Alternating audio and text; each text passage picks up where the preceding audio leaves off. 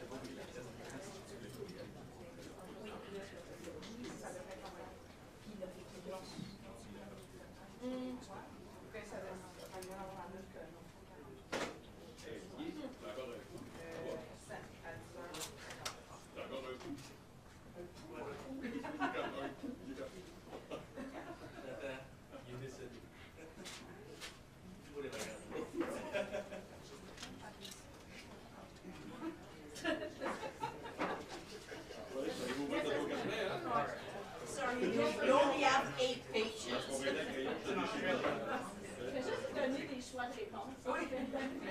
So what do you say?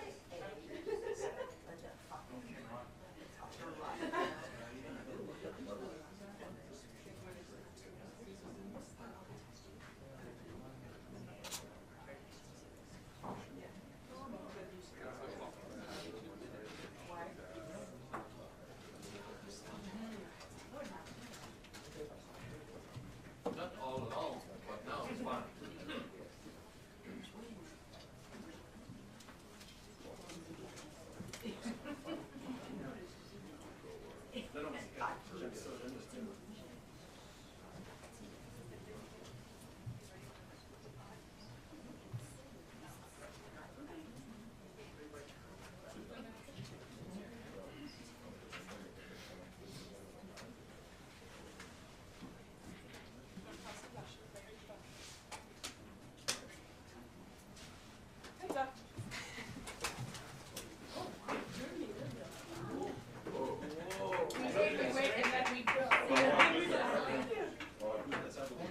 I'm very different.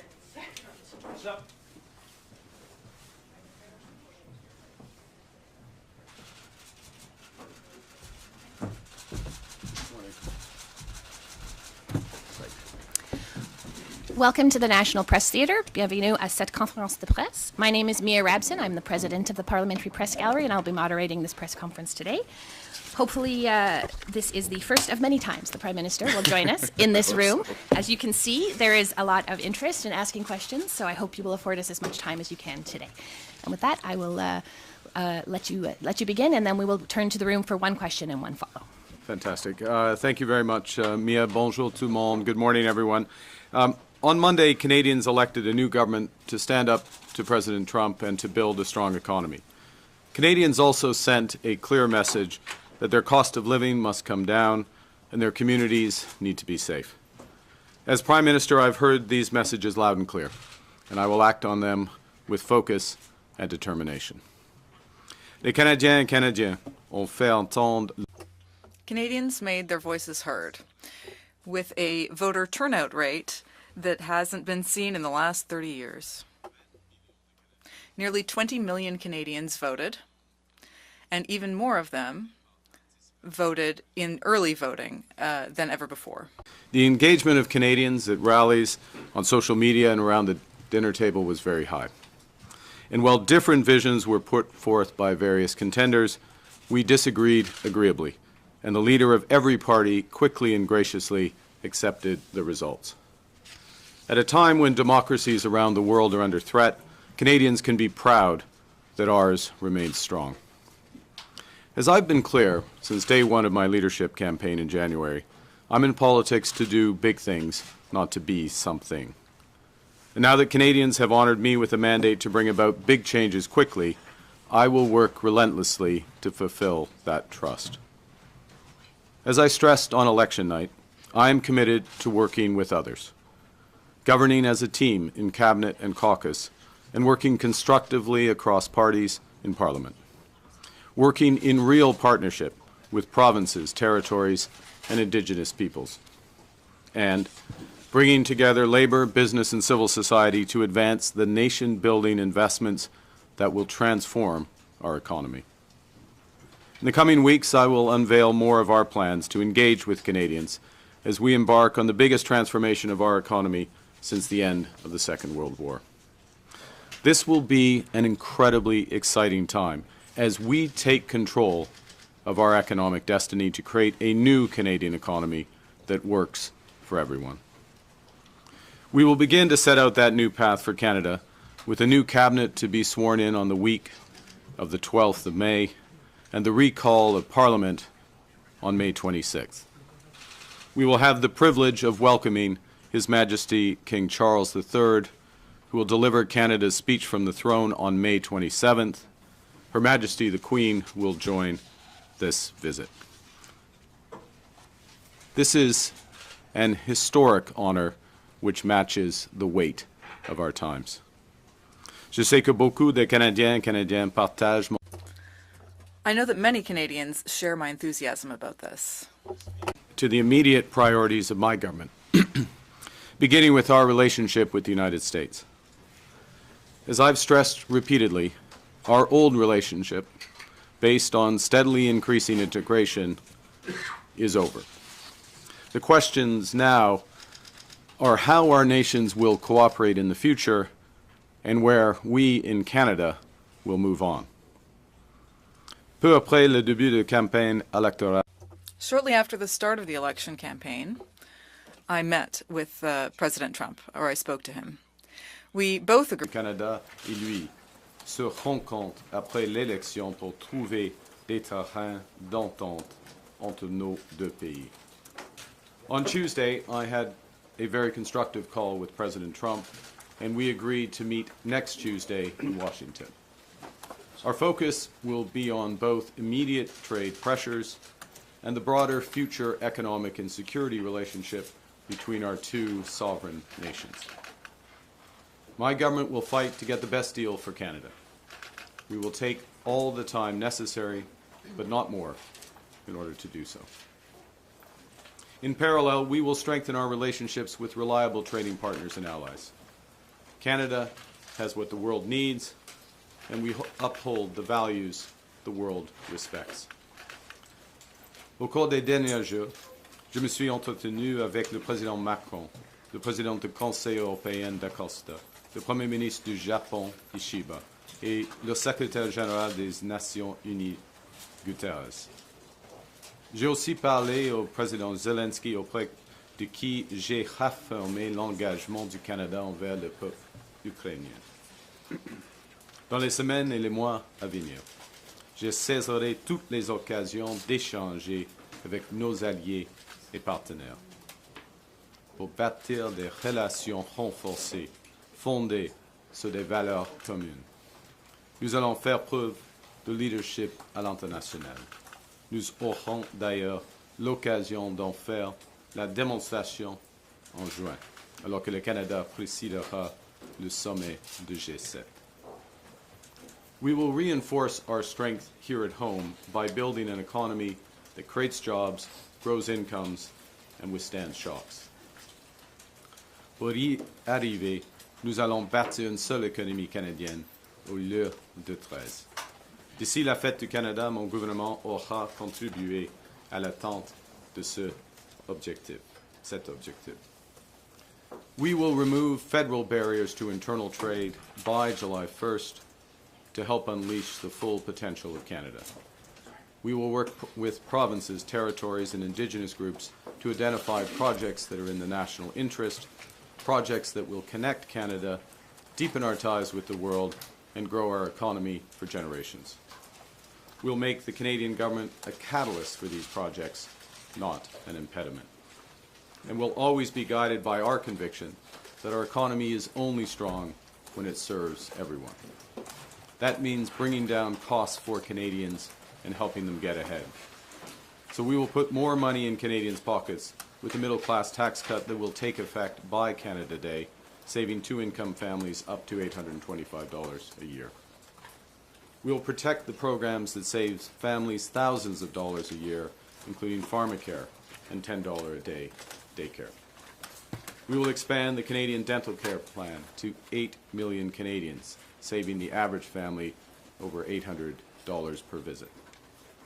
To lower costs for first-time homebuyers, we will cut GST on new homes at or under $1 million, allowing them to save up to $50,000, and we will lower the GST on homes between $1 million and $1.5 million. These tax measures will provide immediate relief, but they won't be sufficient to make housing affordable again. For that, we have to build. We will address failures in the housing market head-on, unleashing the power of public-private cooperation at a scale not seen in generations. We will slash development charges in half for all multi-unit housing. That's about $40,000 off the cost of a two-bedroom apartment in Toronto. And we will create an entirely new Canadian housing industry in modular and prefabricated housing using Canadian technology, Canadian skilled workers, and Canadian lumber. We will build houses faster at lower costs, with a smaller environmental footprint in construction, and greater efficiency once families move in. And to kickstart these efforts, we will create a new entity, Build Canada Homes, and provide $25 billion in financing to private developers. Nous allons construire 2 fois plus de logements par année et créer une toute nouvelle industrie de la construction avec des technologies canadiennes, des travailleurs qualifiés canadiens et du bois canadien. My government will focus on keeping Canada secure as a sovereign nation and Canadians safe in their communities. We'll build a stronger Canadian armed forces to protect Canadians, defend our sovereignty, and support our allies. We will strengthen our border security with 1,000 more CBSA officers, as well as scores of dog teams, drones, and scanners to fight the traffic of guns and drugs. We'll strengthen Canadian law enforcement by hiring 1,000 more RCMP officers and giving law enforcement more tools to fight crime. We will toughen the criminal code and bail laws for those threatening the safety of Canadians, including making bail harder to get for those charged with stealing cars, with home invasion, human trafficking, and smuggling. Nous allons bâtir la confiance en notre système de justice et nous allons faire de même avec notre système de l'immigration. We will return our immigration to sustainable levels by capping the total number of temporary workers and international students at less than 5% of Canada's population by the end of 2027. It's a sharp drop from the recent high of 7.3%. This will help ease strains on housing, on public infrastructure, and social services. At the same time, we will work to attract the best talent in the world to build our economy. Canada has what everyone wants. We're a confident nation that celebrates our diversity, that believes in and practices free speech, that respects the rule of law, that has a vibrant democracy. We value innovators and builders. We trust science. We protect our immense natural heritage. For Canadians abroad thinking about returning to build their lives in our nation, there's never been a better time to come home. Dans toutes nos actions, nous serons guidés par une nouvelle discipline fiscale. Notre gouvernement va dépenser moins pour que les Canadiens puissent investir plus. Day-to-day government spending, the government's operating budget, has been growing by an unsustainable 9% every year.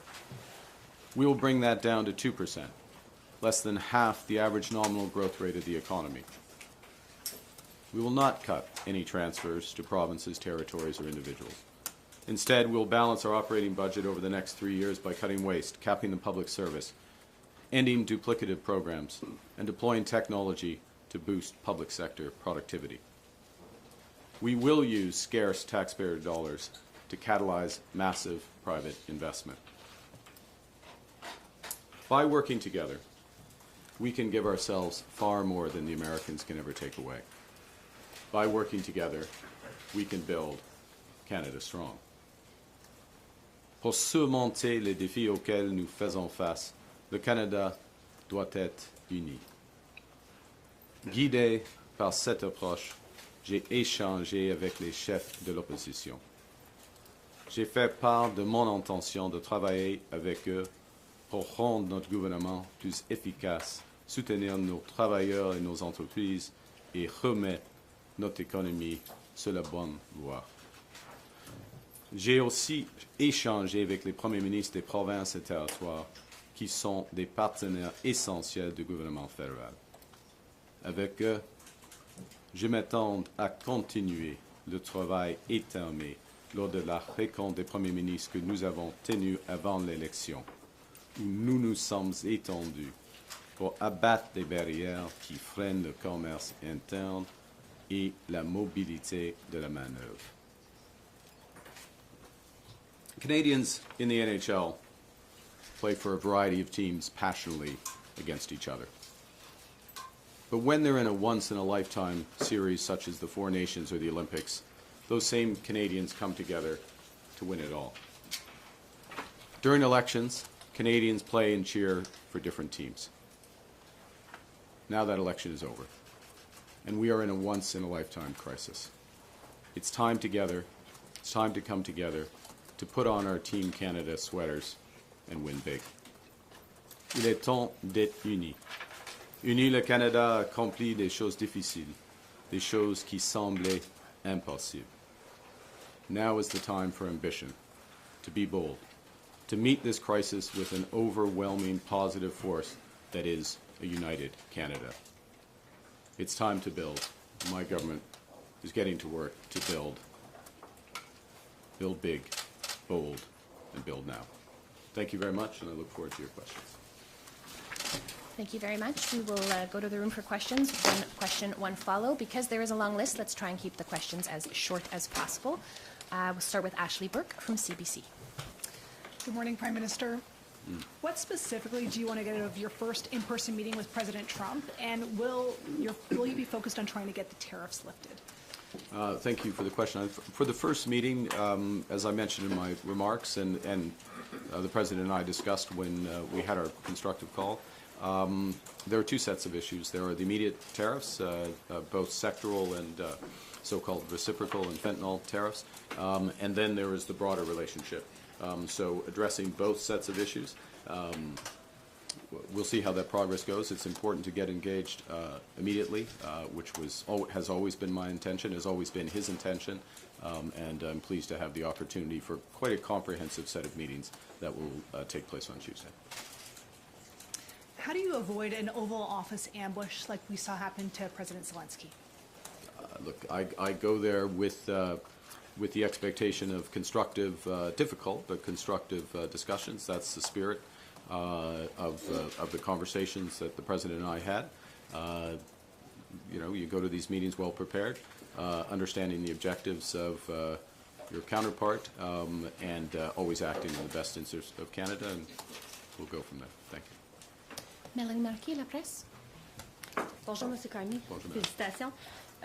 Vous avez réclamé un mandat fort pendant toute la campagne. Vous avez une minorité aujourd'hui.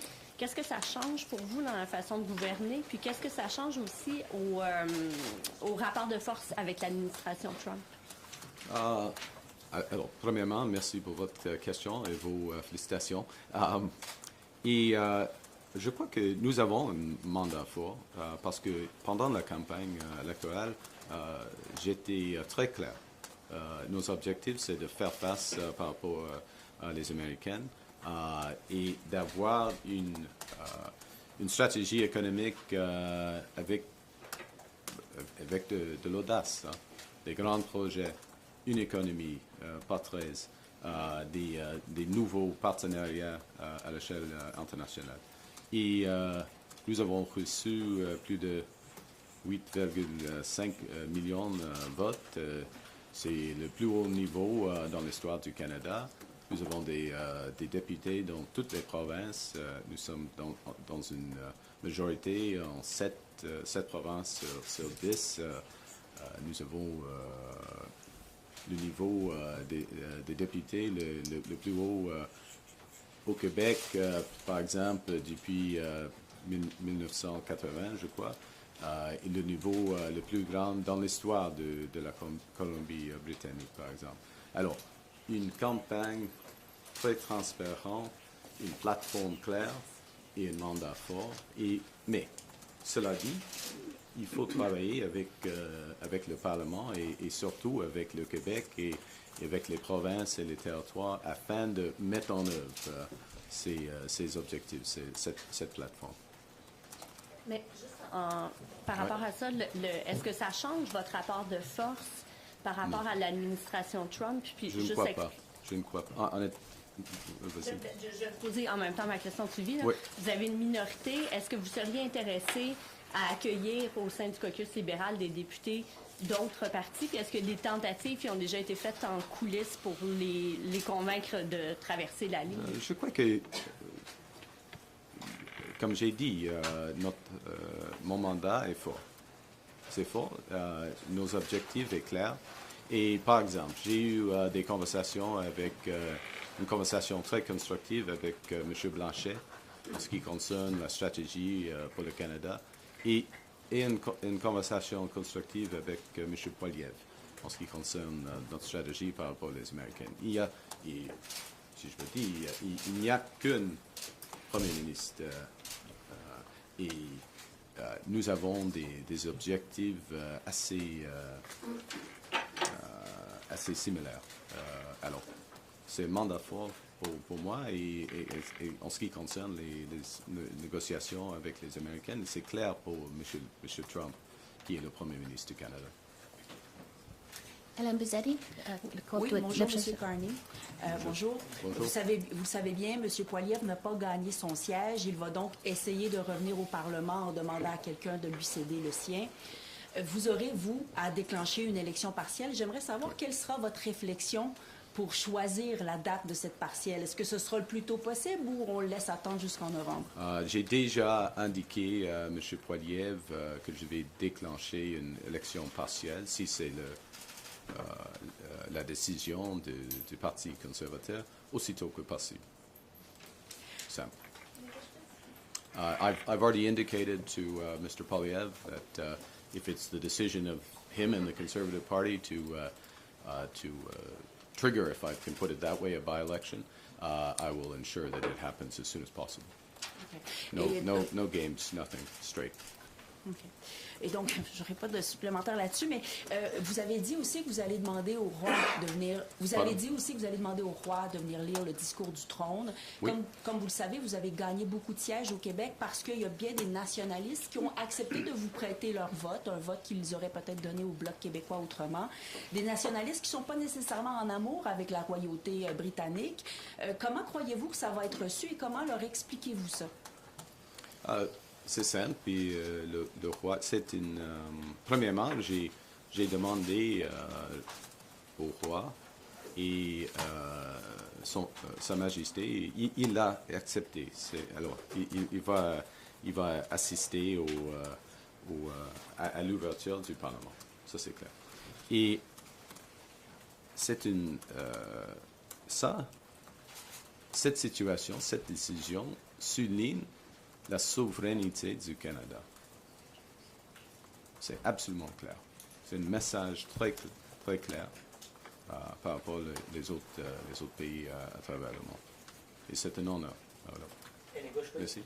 To be clear, I made the request of His Majesty, and he has accepted. He will open Parliament with the speech from the throne, and that is a clear... It clearly underscores the sovereignty of our country. In what way, though? En quelle façon ça souligne la souveraineté de demander au monarque de l'autre pays? C'est la troisième question. Yeah, but my question was cut off. Okay, yeah. In what way? It underscores this is the ultimate head of state, which underscores one of the points I made. I'll answer it this way. Quand je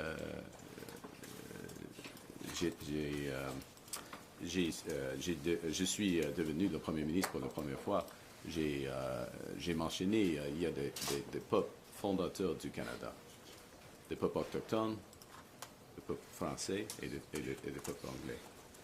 Et alors, ça indique les fondations de notre nation, la nation canadienne. D'accord. Kenzie Gray, Global. Hi, Mr. Carney. In your second call with the President, did Mr. Trump outright say or insinuate at any point that Canada should become the 51st state? He did not. All right. We've heard Mr. Trump on April 23rd and his surrogates throughout the final days of the campaign reiterate the idea that they believe Canada should become the 51st state. On the campaign trail, you said on multiple occasions that respect for Canada would be one of the key things in terms of having a meeting with him. Do you think over the past few days we have seen respect for Canada from the Trump administration? Look, I would... it's always important to distinguish want from reality. La volonté et la réalité, right? What someone wants and what is reality, and what the Canadian people clearly have stated, virtually without exception, is this will never, ever happen. And if any of the leaders of the party and their representatives would attest to that, I think the votes attest to it. I think the public dialogue attests to it as well. We are, we're meeting as heads of our government to discuss that partnership. Now, I'm not pretending those discussions will be easy or they won't proceed in a straight line. There will be zigs and zags, ups and downs. But as I said in my remarks, I will fight for the best deal for Canada and only accept the best deal for Canada and take as much time as necessary. Davis Labrie, iPolitics. Hi, thanks for taking our questions. Just one from me to try and squeeze some more reporters in. But to my colleague's point, the White House's public position has continued to be that Canada should be the 51st state. You yourself have said that Donald Trump is trying to break Canada.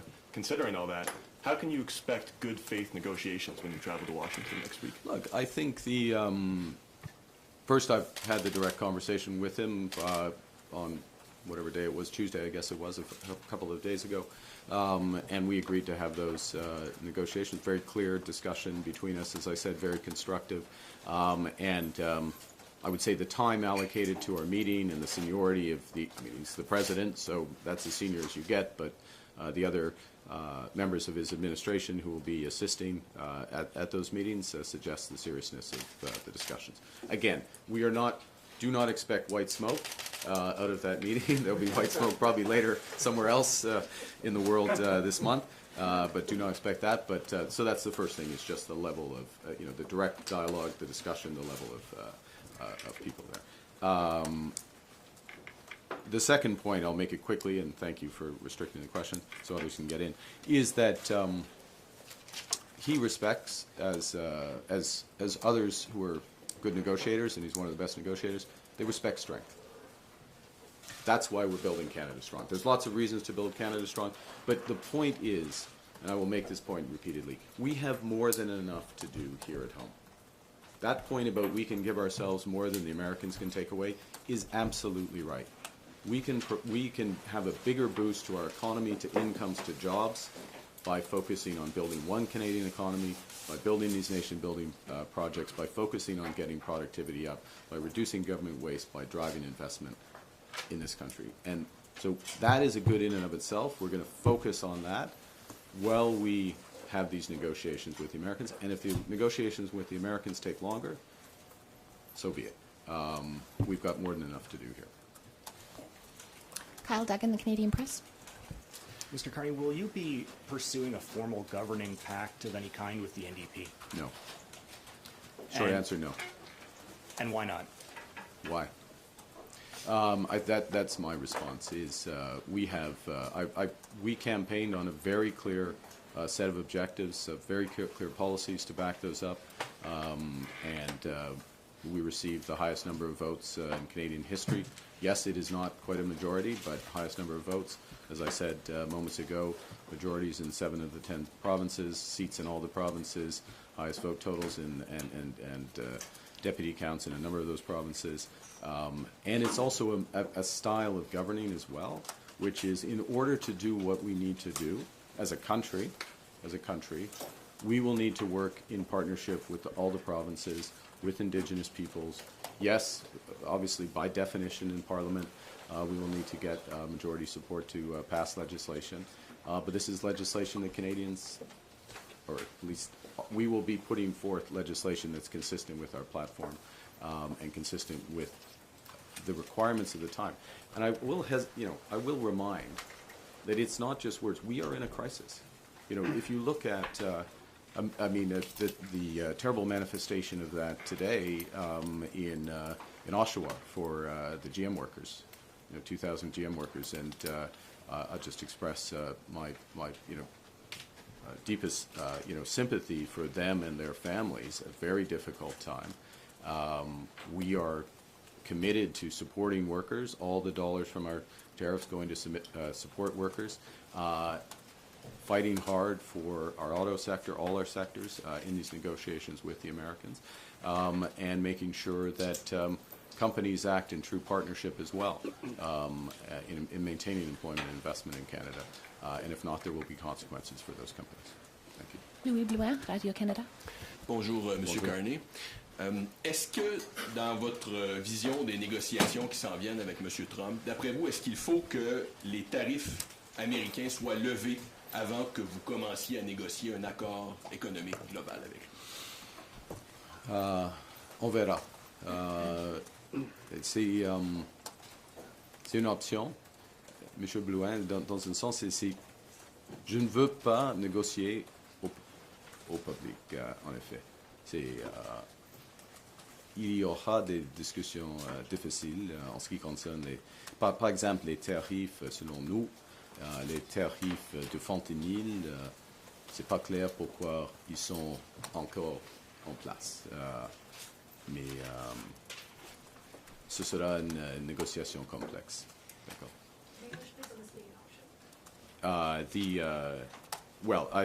The essence of my answer was I don't want to negotiate in public, so I'm not sure I need to add the other words that were around it.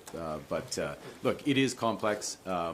Particularly, there are examples where, certainly from our perspective, the fentanyl tariffs, were not merited to begin with, but are even less merited given all the steps that the government of Canada has taken and the progress that's been made. This will be a broader discussion, and it's one of the cards that they have, and therefore we'll see how it plays out. D'après vous, qu'est-ce que Donald Trump veut dans cette négociation? C'est une des questions de discussion, parce qu'il y a, il a quelques objectifs, équilibre dans la balance commerciale, premièrement, l'arrêt du fentanyl, deuxièmement, et puis l'augmentation des dépenses militaires, troisièmement, et puis les objectifs américains changent de temps en temps. Il y a une volatilité des objectifs américains. Alors, mais pour nous, c'est une question d'avoir un accord gagnant-gagnant avec eux dans un monde qui devient plus divisé et dangereux. Et, alors, il y a des secteurs stratégiques pour les Américains et le Canada. Et une des questions, c'est, OK, est-ce qu'on va coopérer dans ces secteurs, y compris, par exemple, les minéraux critiques, le secteur automobile, l'aluminium. Il y a des exemples, dans l'énergie, par exemple, où est-ce qu'on va diviser le marché dans l'Amérique du Nord? C'est pas clair. C'est pas un bon choix, la deuxième, ça c'est clair. Mais s'il veut, le Canada a d'autres options. Ça, c'est clair. Ça, c'est clair. We'll have time for one more very fast question. Catherine Levesque from the National Post. Okay, I'll try to make it two very fast. That's the spirit. That's the spirit, Catherine. That'll get me coming back. Your party picked up seats across the country but lost a few seats in Ontario. Why do you think that is, and did those seats cost you your majority? Well, I think arithmetically, yes, but we could pick other, other seats that went various ways. We'll reflect on that. I think as I said at the top, what I take as the Canadians voted for many reasons in different circumstances.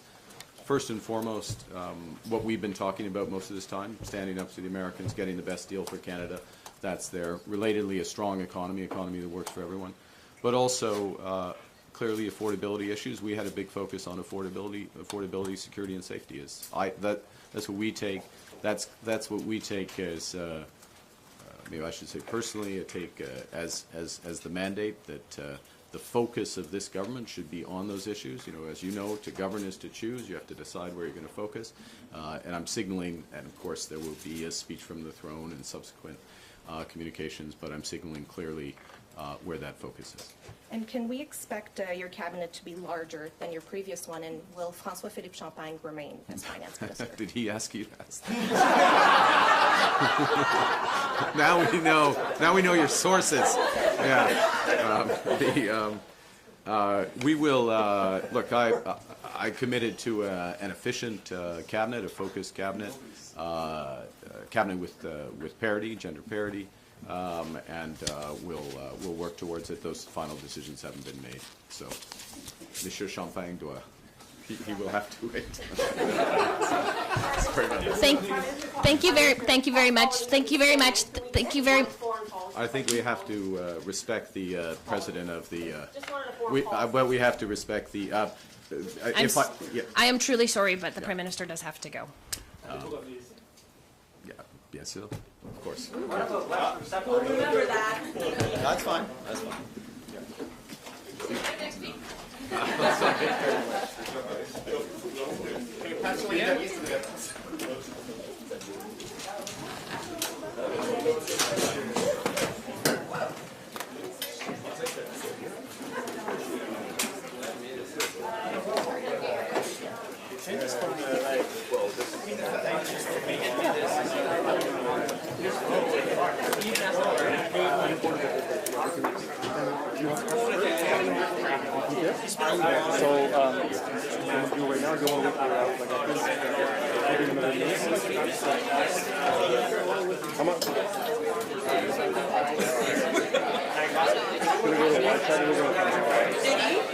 Did he ask you to ask that?